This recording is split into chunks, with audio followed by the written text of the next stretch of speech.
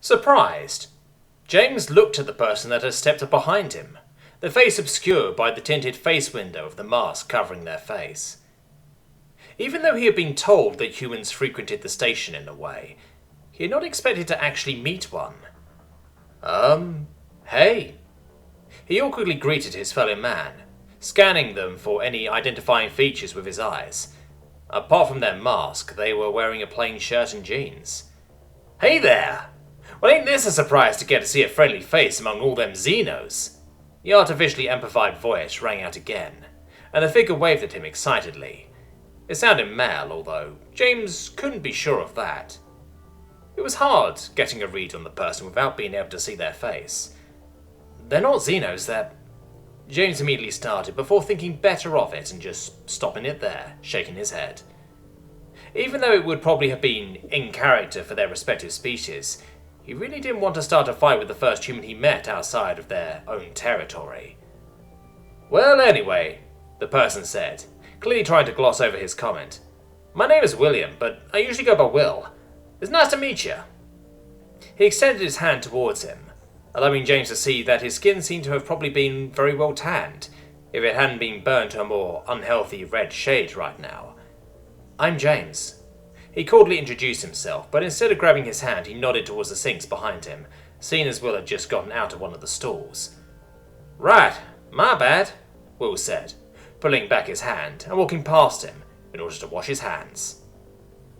James watched him inquisitively during his mundane task, reflecting on the fact that he was the first of his kind he had met in months.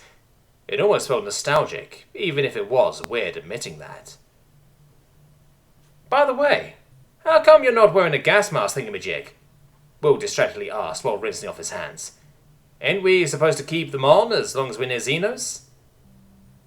Biting his lip before he could make another comment on the human's choice of words, James picked his words carefully, making sure to try and not sound like some sort of elitist while answering. You mean a breath filter? He asked, really wondering how somebody could forget a name as easy as that. I don't need one. I'm considered safe, so my situation is a bit different. Rad, Will simply replied, making James unsure if he had actually listened to him, and, after drying his hands, once again reached out to James, who firmly shook his hand this time. Well, it's nice to meet you, James. Likewise, James replied, not yet sure if that was a lie or not, although it was in a way exciting to meet a human again. For a moment they looked at each other, James's reflection staring back at him from the tinted plastic of Will's mask, while he didn't exactly know what to say now. So, the masked man finally spoke back up after things had, apparently, gotten awkward for him. You wanna come along and say hi to the guys? First drinks on me. He went up with his voice while saying that, implying that he was making a real tempting offer. Even though he didn't quite know what to make of Will so far, hanging out with some strange Smurf did sound nice, which was weird considering that it wouldn't usually have been one of his favourite things to do. Was being away from Earth having more of an effect on him than he had anticipated? Actually, I've got somebody waiting for me as well, James said dutifully, really not wanting to make Sheeta wait any longer than necessary, even if the offer was intriguing. So I probably should go back to her, but thank you for the offer. Ooh, here with your lady, are we? Will commented mockingly, and took James's rejection as a sign that it was time to leave the bathroom now. Well, I really don't want to get in your way if that's the case, but you two could always join us together. James followed the masked man towards the door, musing about the suggestion. Maybe he shouldn't make that decision by himself. I'm not so sure if that would be a good idea, he said thoughtfully, as Will held the door open for him. I'll have to ask her, though. Fair enough, Will replied, holding the door open for James and indicating for him to go first. James thanked him with a nod as he passed him. It didn't slip past him that Will was very keen on keeping an eye on him while he traversed the room. If he had to guess, the man was most likely eager to get a good look at this supposed lady that James was returning to now. Deciding to not let it bother him, James quickly returned to his table, climbing on top of it next to Sheeta, who had, apparently, already ordered 2 glasses of water and ice for them. You sure took your time. She welcomed him back unceremoniously, taking a sip of the cool fluid, while drops of condensation ran down the side of the glass while she was holding it. I got held up, James replied, also picking up his glass, the cold immediately biting into his fingers as he held it. Before he took a sip himself, he lifted the drink to eye height and jokingly asked, "Your treat?" while looking at Shada. "Well, you are already paying for everything else," she said, with a sly smirk back at him. Amused, James finally took a drink, and boy did it feel good. The icy fluid immediately started to cool him down while it ran down his throat, introducing moisture back into his system. "No way!" A familiar amplified voice suddenly ran out behind him, causing both him and Shada to turn and look at his source, just in time to see Will climbing on top of their table. Apparently, he had followed James a bit longer than he had anticipated. Shada looked back and forth between James and the new arrival, her eyes clearly asking, "Somebody you know?" James shrugged in her direction awkwardly before turning his attention to Will. "Anything you still needed, Will?" he asked the man hesitantly. He had wanted to bring the subject up to Shada in a gentler way. After all, she should be prepared for how other humans may react to her, if she was to interact with them. However, the masked figure ignored him, slowly moving towards Shada while keeping his eyes locked on her. Shada looked at Will distrustfully, and James really didn't like the direction in which this situation was heading. Once he had gotten almost uncomfortably close to Shada, making her lean away from the strange masked man approaching her, Will reached out, grasping at Shada's ears, as if he had to make sure they were actually real by touching them. Shada was having none of it, and decidedly moved her head away from his hand, folding back her ears and letting out a sharp hiss with bare teeth in the process. However, James's reaction was even faster than hers, as he almost instinctively, forcefully grabbed Will's wrist in midair, twisting the man's arm back in a most likely painful angle, while holding it in a tight grip. Will let out a pained grunt, snapping out of his fixation and looking at his assailant surprisedly as he was forced to awkwardly lean backwards in order to avoid further pain from his arm. James just looked back at him, his hand remaining tightly locked around the man's wrist. "Alright, man, I get it. No touching." Will finally pressed out between pained breaths, half-heartedly struggling against James's grip, while presumably also trying not to anger him further with any real resistance. Completely unrelated, since she couldn't have been understanding what the man had been saying, Shada also spoke up now, sounding almost a bit amused with her body language, having relaxed again. "I think he got the message." Looking back and forth between her face and Will's mask for a second, James probably let go, released his grip, causing Will's arm to suddenly come loose, making him stumble forward from his awkward position.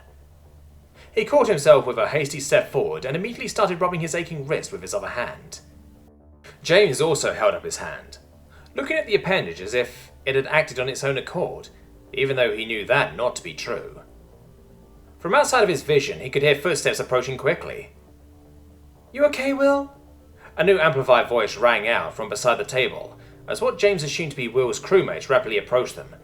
"Hey, what the hell is your problem?" That second part was probably directed at him. James looked over at the two new arrivals, scaling the side of the table to console their comrade.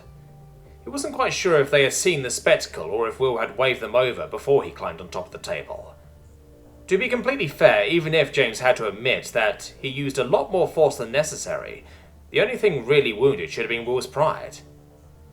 One of the two humans, the one that had spoken, was smaller than Will, and looked and sounded like a very peeved young woman to James, while the other one who had remained silent so far was bigger than Will, yet still smaller than James, and had a more calm, calculating aura to them. "Hey, I'm talking to you!" The high voice of the woman rang out once more. She had by now made sure that Will most likely really was more embarrassed than he was hurt, and now got ready to stamp over towards James. However, she did not get further than one step in his direction, before she was stopped by the taller one of her two companions, who grabbed her arm without saying a word. The mask made it hard to see, but James was sure that the person was staring at the sword still fastened to his hips, while holding her back. "Calm down, Raker," Will spoke up, as the woman tried to break her arm free from the man's hold with wild jerks. "To be honest, this was my own fault." James looked at the man, who he had apparently not given enough credit as a person, as he had to admit now. "Your fault? What's that supposed to mean?" The woman called Rekha responded unimpressed, still trying to free herself to no avail. Come off it already, you're making a scene. The third person holding her finally said strictly, and pulled her in towards him with a single move of their arm, looking her dead in the face before letting go of her, causing Rekha to stumble for a second. They weren't wrong. While most of the patrons hadn't cared much about James's and Will's little struggle, they had most certainly noticed the woman yelling across the entire room. Many unwelcome eyes were on the group of Deathworlders now. However, James decided to accept the olive branch that Will had extended to him and said, "No, she's right, I should apologize." He then turned to Will, directly addressing the man as he said, "I overreacted. Sorry, Will." Will looked back at him unsurely while shaking out his wrist. "Nah, it's fine. I should have known better than to go around trying to touch a girl," he finally replied bashfully, and rubbed the back of his head with his healthy hand. Rekha still didn't seem satisfied with that and lashed out again. "Well, there still is no reason to." However, she was interrupted again by the taller, still nameless figure, who firmly said, "Just let it go already. He said he's sorry." She looked at the man angrily and apparently got ready to argue with him, as Shada reinserted herself into the conversation. "Is everything alright?" she asked, having taken up a supportive stance at James's side by now. It must have been disconcerting for her to not understand what was being said. Rekha looked away from her companion for a moment, and was seemingly immediately stunned into silence when her eyes fell on the owner of the new voice in the conversation. Apparently being hell-bent on confronting James, she had not quite registered his company before. Her whole demeanour seemed to change in an instant. She stopped in her movement and stiffened up, suddenly standing as tall as she could and puffing her chest forward. Was she afraid? No. This was different. "We're working it out," he answered Shada in a calming manner, extending one hand to console her by rubbing its back along her arm. "Yeah, we're all good now, all peachy. How about you?" Rekha chimed in, now also speaking GU, and completely changing her tune from before. She sounded a lot more awkward than confrontational now, and eagerly tried to wave Shada's question off. James wondered if she actually realized what she had just said. Shada, understandably, didn't seem convinced. "I guess I might as well introduce us," James said to Shada, before switching back to English while addressing the human group. "Maybe let's start this again. My name is James Alwyn, and this is Petty Officer Shada of the GES-32. And just to get this out of the way, yes, she is a cat girl, a Miat from Dumnia to be precise. Let's not be weird about this." To his surprise, it was the yet unnamed person who responded instead of Will. "I am Ortal Barazzi." The man introduced himself, putting his hand on his chest. Then, pointing at each of his companions, he continued the introductions. "And these two are Will Jones and Rekha Farkas. Sorry about the misunderstanding." The man sounded calculated and formidable, and his body language oozed confidence. Clearly someone who knew exactly what he was doing. "No bad blood, right, James?" Will chimed in, and James nodded agreeingly. Rekha didn't further acknowledge the introductions, instead making a step towards Shada before asking, "So, are you two here together?" in GU. While asking, she leaned her head in even closer towards Shada, and her tone was one that was trying very hard to sound natural. From the all-over reactions, she seemed to be the only one speaking it, at least on a conversational level. Shada had to give it to her. She was getting straight to the point, and honestly, he could respect that. He decided that Shada would probably be occupied with that for a bit and returned his attention to the two men in front of him. It would be tired to keep up a conversation in two separate languages anyway. Will had a relieved aura around him. His shoulders started to relax and his arms hung almost limp down his sides. Apparently he was just glad that this whole thing was resolved. James really should have given him more credit earlier. Ortal, on the other hand, didn't open up like that, still seemingly wary of the situation, if only a little bit. With a nod towards James's hip, he spoke back up. "No offense, but you seem a bit young to be a captain." Will turned his head towards his companion confusedly. So apparently, unlike James and Ortal had, he hadn't recognized the sword. James nodded, pulling the sheathed sword out of his belt loop and holding it up. "That's because I'm not." He confirmed the man's suspicion while showing off the polished weapon. "This is nothing but a souvenir. I will have to get back to some sort of embassy soon. Actually, I just picked it up. Will looked at the sword, probably with big eyes, even if they weren't visible through the mask. Yrrol, on the other hand, seemingly tried to keep eye contact with James, which also was rendered utterly useless by the tinted plastic. He then nodded, seemingly accepting James's explanation for now. James quickly secured the sword again. "So, what brings you guys to the station?" he asked, as the conversation seemed to have come to a grinding halt. Behind him, he could hear tidbits of the conversation the two women were having. At least Reka seemed to be a lot more communicative about her desire to touch Shadae's ears than Will had been. It didn't seem to win her points with the feline, though. "Well, we were here on some business, but we're basically already leaving again," Will answered with a casual shrug. James guessed that he probably had left out what some business was exactly on purpose. "This is our last day here, so it's pretty lucky that we ran into each other. What about you?" James scoffed. "I'll leave it to you to decide how lucky our encounter was," he replied casually. "We're just here on a pit stop before taking on the next great expanse." Will cocked his head at that, but Yrrol seemed to understand. "GES, you're serving on an expedition ship, right?" he asked. "Sure do," James answered, nodding. Then he reached up with his left hand, rubbing his neck, and corrected, "Well, actually, I'm just working. She's serving." With that, he nodded towards Shada. From what he could hear of her talk, he wasn't quite sure if she was expertly ignoring Reka's advances, or if she was actually oblivious to them. However, as he had reached up earlier, Will seemed to have spotted something. With a nervous undertone, he inquired, "Say, James, what's that there on your arm?" He pointed at the area in question, and James looked down at it. "Scratches," he replied dryly, while holding up his scarred forearm so Will could take a better look at it. Will let out a nervous chuckle. That wasn't her, was it?" he asked further while pointing at Shada. James now understood his nervousness. "Course it was," he said, and thought about it for a moment before adding, "I won't claim that was my goal either, but I guess what I did is one of the better fates your arm could have suffered. Funny how things work out sometimes."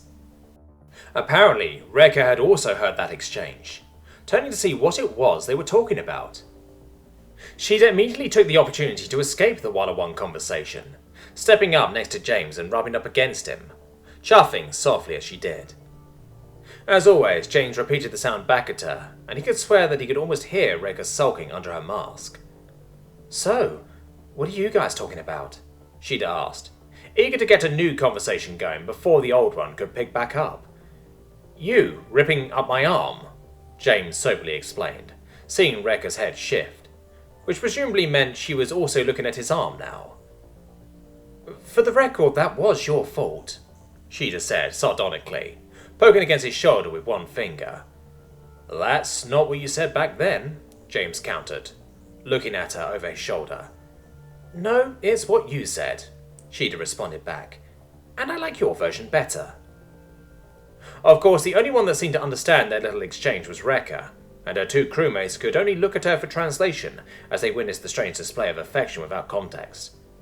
She gave the gist of it back to them, not seeming too enthusiastic about recounting what she heard. Yrrol and Will exchanged obscured looks with each other, before Will apparently decided to just accept the state of things between his new acquaintances. "So, if you're just here in transit, what are you going to do for your time here?" he asked, supporting with a gesture since they couldn't see his face. James shrugged. "Rest and relax, I guess," he gave back. For a moment he thought about whether or not he should tell them about the meeting with the Leader Supreme he had been roped into, but he decided against it. That would open a whole other can of worms. We're actually looking for a place to stay right now. This seemed to take Yrrol by surprise. "Aren't you getting rooms provided by your commanders?" the stoic man asked inquisitively. James sheepishly looked at Shada, who, of course, was once again shut out of the conversation by the language barrier, but still clung to his shoulder for the moment. Of course, they had their very own classified reasons why they needed a separate accommodation. However, the alleged reason they were doing so wasn't exactly all show either. "We're looking for something a bit more cozy," he admitted, with a telling look towards the group of humans. Away from the co-workers, you know. He had no idea what any of the people in front of him looked like, and their reactions were of course hidden from his eyes. However, with his current understanding of each of them, his mind did the emoting for them. Will's face was most likely morphed into a dirty grin by now, and he probably raised a single eyebrow as he cocked his head aside and leaned forward towards James. James imagined Yrrol would slightly lift his eyebrows, mimicking the slight upward motion of his head, and otherwise not acknowledge what had just been said. And Reika would probably try to not let it show that she would much rather not have gotten that information. Her shoulders slumped down, and a turn of her head told him that she was the only one not directly looking at him anymore. Actually, we just wanted to take a short break here before we kept on looking for a fitting place. James finished his explanation. To his surprise, Will let out a sly laugh at that, reminding James very much of a shady businessman. Looking? Well, you needn't look no more, friend, he said, stepping up to James and reaching up to put a hand on his shoulder that wasn't currently occupied. For your friend Will has the solution for you and your lady friend. James and Shada both looked at him bemusedly, as he tapped James's shoulder twice before he kept talking.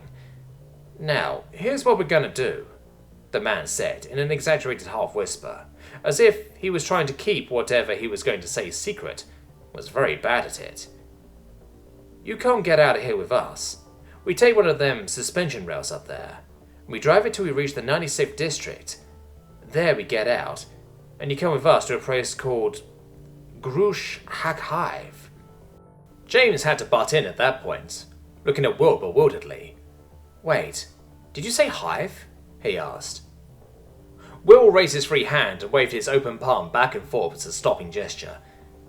Now, I know what that sounds like, but hear me out, he said, in a conciliatory tone. Yes, they're a hive. Them buggers come from a Deathworld just like us, and best thing I can compare them to is termites, even if they look nothing like them. Anyway, due to their special needs, they didn't just set up an embassy on the station, but an entire hive. Attached facilities and all, and that includes hotel-like accommodations. That's where we're currently staying. And I know, we humans kind of have this whole thing about swarms and hive creatures and stuff, but leave those back on Earth. These guys ain't about consuming or assimilating. They're all about working. For them, working is their life, and them bugs are super happy with that. Slowly, James started to get behind what he was saying. So, we'll get Class A service there because caring for their guests is literally just what they do is what you're saying, he concluded. Will eagerly nodded. Anything that helps the hive, he said, while waving his arm around again. And happy guests mean more money for the hive. James thought about that for a moment before turning to Shada and quickly giving her the rundown of Will's suggestion. While he talked to her in a hushed tone, Rekka spoke up. We discovered them during our first stay here on accident, she explained. There was some big event going on back then, and pretty much every room was sold out. But apparently not even a temporary housing crisis could convince most people to check in there. We were so blown away that we stay there every time we're on the station. Will nodded and eagerly continued her explanation. Which is also why them buggers love humans. Apparently people who actually get desperate enough to not really give a shit where they're staying have been a godsend for them. And when humans get good service, they usually come back. During their explanation, James got done relating the information to Shada. From her reaction, it seemed like she felt a very similar way about this as he did, weirded out yet intrigued. Even Yrrol nodded now while folding his arms. The rooms are clean, the service is exceptional, and the price is honestly laughable, so make sure to leave a generous tip when you go there, he summarized. That did sound pretty good. Well, if you're going there anyway, I guess we should check it out at least, he said. Yrrol pulled out a small device out of his pocket that James identified as a phone, taking a quick glance at its screen. Good timing, he said. We should probably be going relatively soon anyway. A few minutes earlier won't hurt. Finish your drinks and we can get going right away. The decision seemed to have been made. James and Shada quickly emptied their glasses, and within a minute's time, the group was ready to embark. On a weird level, it was fascinating how quickly a group of humans plus one Miat seemed to travel when compared to the usual speed people on the station seemed to be going. James and Shada had gotten so used to adapting to the general speed of traffic on the GES that they almost had trouble keeping up with the steady pace of the human crew. Quickly, They had reached one of the many platforms for the suspension railway that seemed to form a big part of the public transport on the GCS. Surprising Shida especially, it turned out that its use was completely free for everyone on the station. The ride was fairly eventless, as there seemed to be an unspoken rule of keeping as quiet as possible while the train was moving, so James and Shida spent their time looking down on the hustle and bustle below as the station flew by them at a pretty decent speed. James could feel jealous glares on him from two of their three new companions, since in order to look out of the window, Shida was leaning over him to such a degree that she was basically laying across his legs. He was pretty relieved when they had reached their destination and got off, quickly making their way to the hive complex of the Rushgak. It was pretty easy to see which of the areas seemed to be inhabited by the representatives of the hive-forming civilization, as the architecture of their buildings seemed quite different from the surrounding structures. The complex covered a large area, which was understandable seeing as it, apparently, accommodated everything an entire hive would need. Also, while the structures would have most likely been stacked on top of each other, they were built on a planet's surface. The logistics of a space station required building wide instead of high. Maybe due to these constrictions, doors had not been implemented into the walls of rooms, but into their ceilings instead, so one could traverse the entire complex from on top of it, most likely entering the rooms via stairs. Or maybe that was just how these people built their houses. From a distance, James could already see the forms of what he assumed to be some Rushgak workers scuttling about on the structure. Killing time with a bit of small talk, the group entered the complex via a flight of stairs leading onto the roof, where the ground was covered with many coloured lines leading off into the distance. Every few meters, the lines were labelled with words of the same colour. The descriptions were only single words like administration, registration, kitchen, offices, rooms, and so on. "I'm guessing we're probably heading towards registration," James said, looking at the green line on the ground. "Yep, you two can get yourselves checked in there," Will said, with his hands behind his back. James nodded and turned towards their companions. "Thank you very much for the tip. We probably should get going then," he said, with a smile and a short bow. "No problem," Will responded, and formed the OK sign with his fingers. "We'll be packing for a bit now, so if you want to hang out a bit once you're all set, you can probably find us," Rekka said with a wave. Ortal merely uttered, "Take care, you two." Then the two groups parted ways again, James and Shida waving after the human crew for a moment. Only Rekka turned around once again, quickly yelling, "And success to you, Shida," in galactic uniform. "Likewise," Shida gave back. Then she turned towards James. "Well, this has been an experience," she said, with a bemused look on her face. "So, is this a normal thing on Earth? You almost break a guy's arm and get hotel recommendations from him only a few minutes later?" "Well, it isn't unusual. Depends a bit on what circles you move in," James gave back with a shrug. He had certainly been in more severe altercations before that had ended with him and the other side on good terms later, but he had also made enemies over even smaller things. "Interesting," Shida said, and started to move along the green line on the ground, prompting James to follow her. "By the way, while we're on that topic, can I get less of the 'I leave Shida alone to talk to some girl trying to hit on her,' James, and more of the 'I will break your arm if you so much as try to touch Shida,' James?" James smacked his lips while thinking back to that moment embarrassingly. "Do you actually want that?" he asked, semi-serious, while suppressing the urge to hide his face in his hand. "It was a welcome change of pace," Shida replied, leaning her head closer towards him. "What even got into you there? You're not usually a physical confrontation kind of guy." James let out a strained breath. "It's actually an old habit of mine. A bad one," he explained, and took a long look at his right hand. One I have gotten mostly rid of at this point. "Yeah, no, I've never seen you do something like that before," Shida countered seriously, while giving him a strict look. James let out an empty laugh. "Well, nobody has tried to get physical in the time we've known each other. At least not when I was around," he said tonelessly. "Like I said, I've mostly gotten rid of it." Shida leaned in even closer, narrowing her eyes and staring at him. "That almost sounds like you were a real troublemaker back in the day," she mused, her tail waving around in the air. Now that is a story I need to hear. This time, James actually chuckled.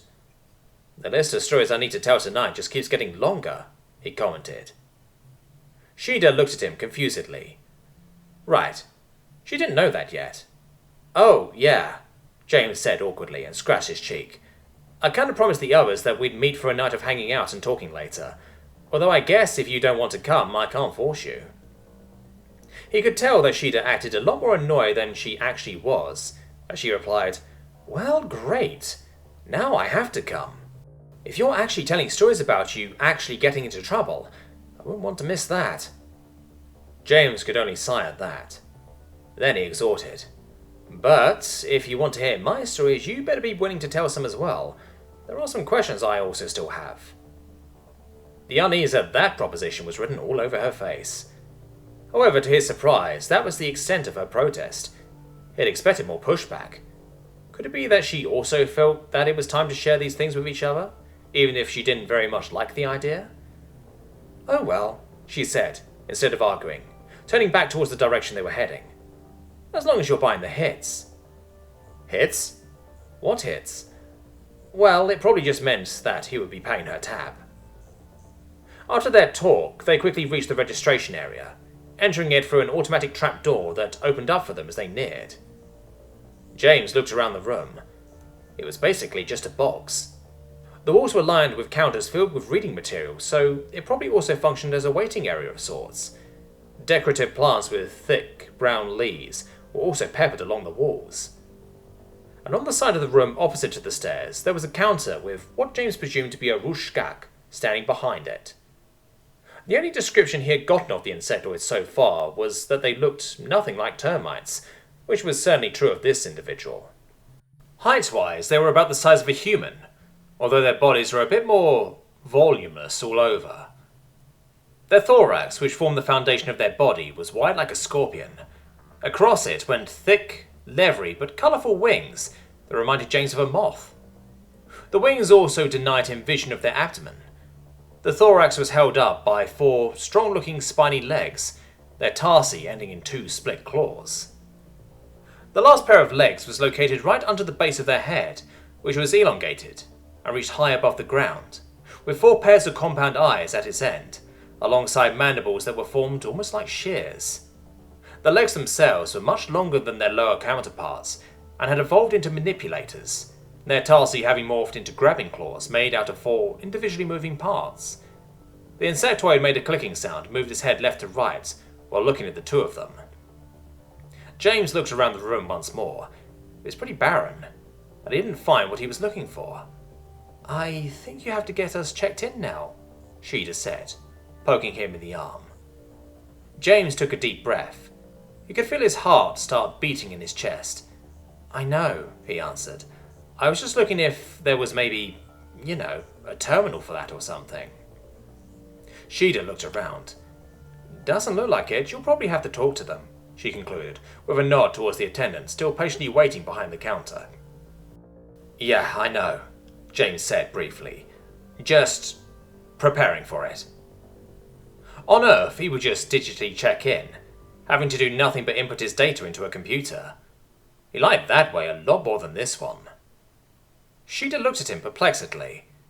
You want me to do it, maybe? She asked, as it apparently didn't seem like James was going to move soon. James looked at her with big eyes. Please? He replied in a meek tone, causing Shada to snigger and shake her head. She took the lead, stepping towards the attendant. The purpose of your appearance? The worker asked, without a greeting or introduction. Apparently just rolling with their briefness, Shada answered, We were told we could rent a room here. The attendant once more moved their head erratically, probably getting a more in-depth look at the 2. Accommodations for 2, for a human and a miat, they concluded, waiting for confirmation of their assessment. That would be great, Shada answered. The attendant brought their claws downward, and James assumed that there must have been some kind of computer under the counter. The accommodations will require a payment of 21935 UC per uniform day. Would that be acceptable? They inquired, with another look at their customers. Shida looked at James, since he would be handling the payment. "That is acceptable," James gave back, his heartbeat having calmed down again now that the source of his anxiety had been taken out of the equation. The attendant reached onto the counter, and for the second time today, James was handed a bioscanner. "Please confirm your transactions," the worker asked. James confirmed his identity, as well as the amount to be paid. Once the device confirmed that everything was proceeding correctly, the attendant moved the bioscanner over towards Shida. "You will be housed in room 013. Your genetic code will serve as your room's keys," they explained. "Service will be available to you at all times of day. The exact nature of services offered can be researched at your room's terminal for the house computer. We hope you enjoy your stay." Shida quickly had her genetic makeup scanned as well, and then they quickly left the Spartan room. The whole procedure was surprisingly simple. On Earth, there were usually a lot more questions that came up when checking into a hotel. "See, was that so bad?" Shida teased him, as they were climbing out of the trapdoor back onto the roof. James sighed. "It is never that bad," he explained annoyedly. "It's only ever that thought of it that drives me crazy." Shida shook her head. "I wonder if I will ever get you," she mused, while flouncing alongside him to their new room. Thanks to the coloured lines on the ground, the trapdoor with the number 013 wasn't hard to find, and it opened the second one of them touched the scanner. Together they walked down the stairs into their new domain, and both of them stood stunned for a moment. The room was large, even much larger than their rooms in the GES. James knew that one of the upsides to being a human was that one needed much less room than the usual person, which meant that the cost per square meter of rooms was a lot lower, usually, than it was on Earth. However, Ortal had not lied earlier. That price for this room was indeed laughable. It felt more like an apartment than a hotel room. The high walls, as well as the ceiling and the floor, were coloured in different shades of a golden honey yellow. The furniture all looked surprisingly luxurious, and was fitted to human sizes, except for the bed, which was just stupidly oversized. A single large door was visible in one of the walls, making James think that it probably led to the bathroom. Of course, Shida immediately discarded her suitcase right where she stood, and threw herself onto the massive sheets of the bed. James had a very different first reaction. The first thing he did was open his suitcase, take off his assistant and stuff it as deep into the bowels of his laundry as he could. Then he rummaged around for a bit, finally finding what he was looking for, after about half a minute, and pulling out a whole different device. Turning it on with his fingerprint, his old smartphone immediately connected to the GCS's network, allowing him full access to all of its functions. It was a good thing Earth technology had been made compatible a while ago. Now they could try to spy on him all they wanted. He wouldn't make it easy on them. The first thing he looked at was the time. It had been quite a while since they had split from the others. Most likely the rooms of the crew had been given out by now. "Well, I guess we can settle in later," he thought out loud, closing his suitcase back up. 5 more minutes, Shida complained, rolling around on the bed's soft fabrics. "We've been walking all day."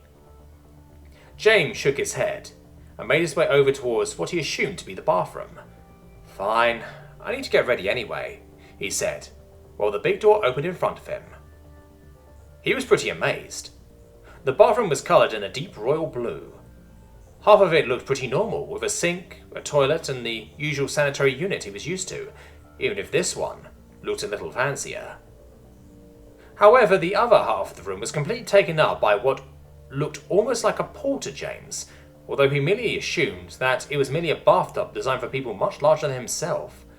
The sight alone brought up all kinds of ideas in his head, but he drove them away. Leaning his head out of the door one last time before closing it, he yelled out, "But after that, it's time to pick up the gang."